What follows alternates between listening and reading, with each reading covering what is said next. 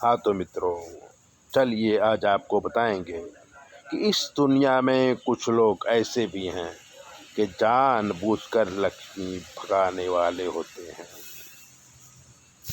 खाली पैसा ही लक्ष्मी नहीं है, धन धान्य समन्विता।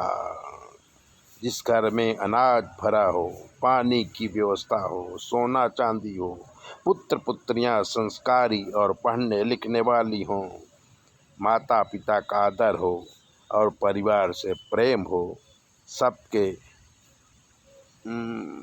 मन में दया हो और दया भाव में, और सभी लोग सच्चे मन से रिश्ते निभाते हों, वही धनवान होते हैं। घर में दूध दही हमेशा ही पशुओं की सेवा हो और इसी को श्रीमंत कहते हैं।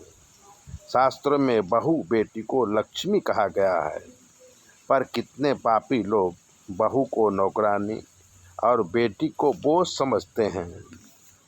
उनके घर लक्ष्मी नहीं आती, पर वो उसे भोग नहीं सकते हैं। लक्ष्मी आती तो है, पर उसको भोग नहीं सकते हैं और बैंक में जमा करके मर जाते हैं। इसी को कहते हैं भागमानी को भूत कमाता है। कंजूस और धनवान लोभी को सुख नहीं मिलता। बहन बेटियों और बहुओं का अपमान करने वाला हमेशा परेशान होता है, खास करके वृद्धावस्था में रोग से पीड़ित होकर मरता है। उसके पास कोई नहीं आता।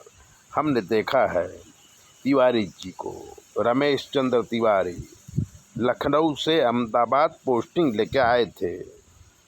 वो ओएनजीसी में अफसर थे। उनको 2 बेटियां थी, बेटा नहीं था। दोनों पति पत्नी बहुत कंजूस थे। दोनों बेटियों की शादी गरीब घर में कर दिया ताकि दहेज न देना पड़े। अब वो अकेले पड़े तो बड़ी बेटी को बच्चों सहित बुला लिया। बड़ी बेटी उनकी सेवा करती, पर जब बेटी के बच्चे खाना खाते तो तिवराइन देख नहीं सकती थी।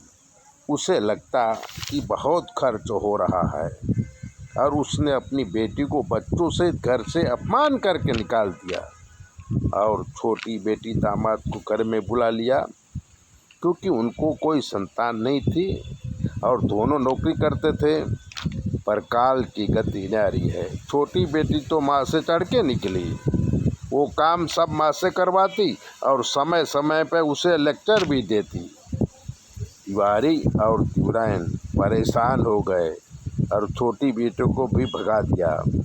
पैसा बहुत था और उसका अभिमान भी था।